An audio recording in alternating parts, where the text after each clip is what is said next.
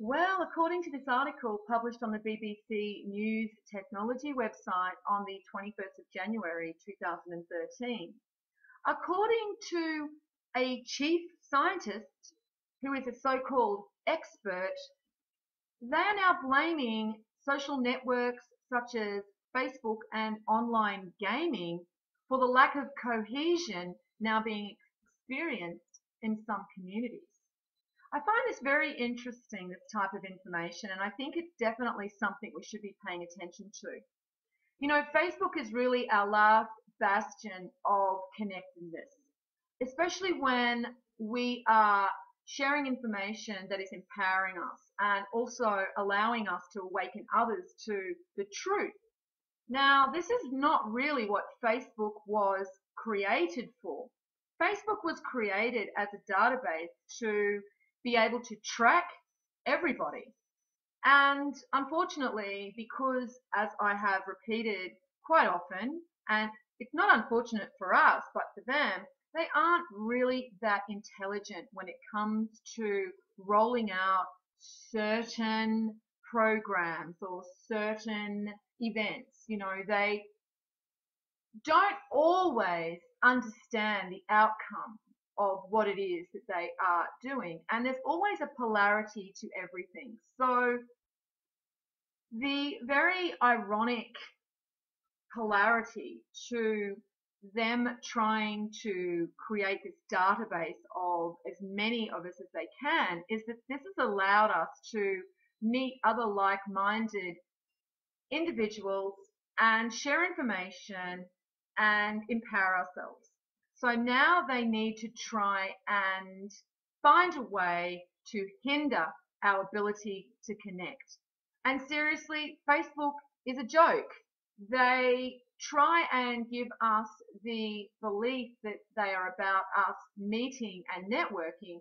However, I am quite often hearing from people who have been punished and blocked from Facebook for up to a week because they have friended too many people. Now, that doesn't sound like a website that is encouraging people to interact and connect with each other. That shows me that they are trying to hinder our ability to connect with each other. And I see this also in the way they design their groups on Facebook. Recently, I had to edit one of my groups, and unfortunately, because I had over 250 people in that group, I was prevented from editing certain settings. I had to actually remove people from my group and bring it down to 250 so that I could actually make the changes that I needed. And this made me realize that although Facebook like to give us the illusion that they want us creating groups and connecting and sharing information, they don't want these groups to be very big. In fact, they only want them to be 250 people. So it's not about them putting this type of platform in place for us to be empowered. It's about controlling us, it's about hindering our connecting, and it's about hindering the information flow. And they do this quite often, and we saw them do this definitely during times where we have experienced certain events on this planet. So I find it interesting we have this scientist now coming out and blaming Facebook and online gaming and saying that it's changing people's view of who they are. And it's so interesting that they don't mention the media, they don't mention the music industry, they don't mention the violent games that young children are exposed to, they don't mention the debasing and sexualization of children and society. They don't mention how they divide and separate us. I mean, that's the oldest trick in the book, divide and conquer, and they've been doing it for over 2,000 years. You know, male against female, black against white, Muslim against Christian. It goes on and on and on. And this is the mentality they like to encourage within us because it keeps us separated. And we see that all the time. We attack each other often over very trivial things that we believe due to our programming are huge differences that we need to attack someone about. I find it quite sad that we are really finding it difficult to come together, and I still see people that are very much skimming the surface and not going any deeper. And unfortunately, now is not the time for us to continue staying on the surface. You know, we are really at a time where we need to start going within, and we need to start relying more on our intuition, our knowing, our heart, our feelings. It's about feeling our way through these times, not thinking our way through these times. Now, I'm not saying to totally disregard your intelligence and your logic and reasoning. I mean, they are very important because the heart and the mind work together.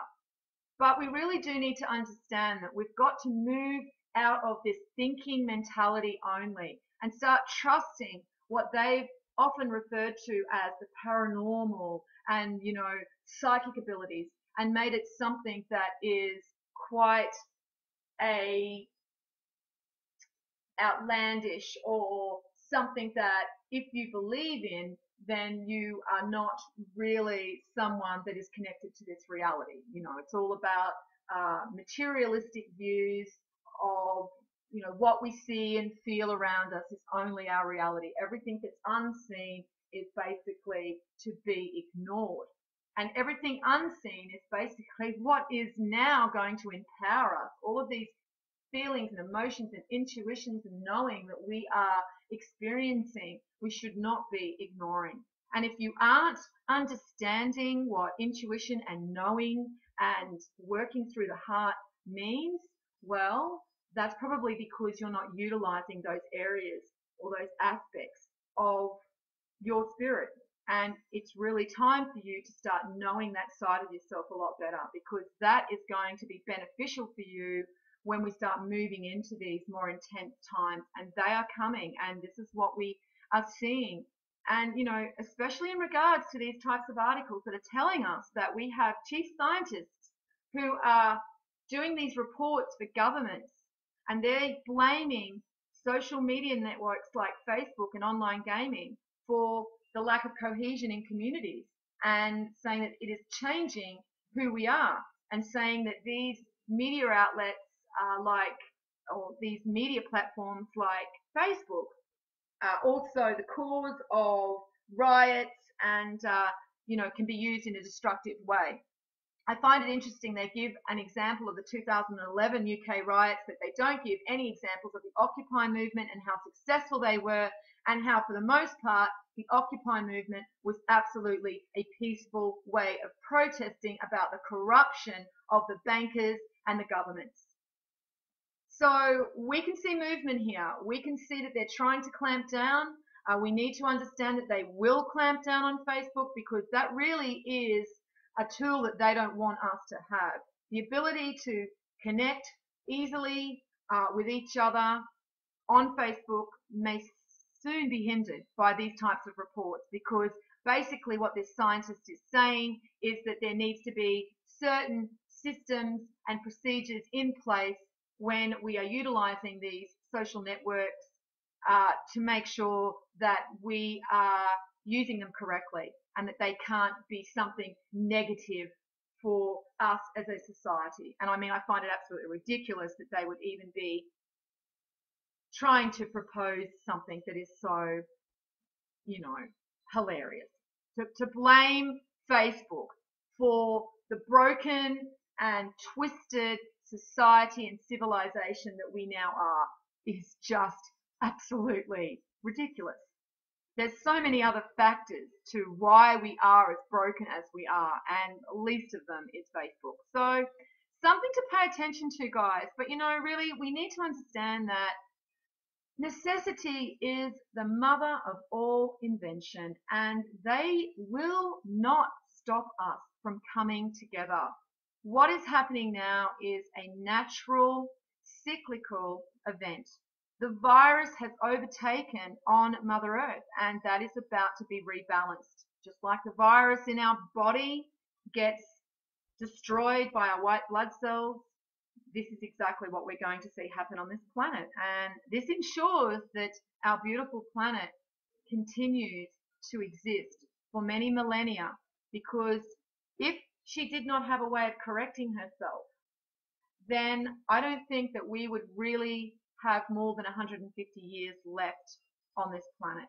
Quite frankly, I don't see us actually living in the same world as it stands within the next 5 years. Hopefully, we see that change within the next 12 months.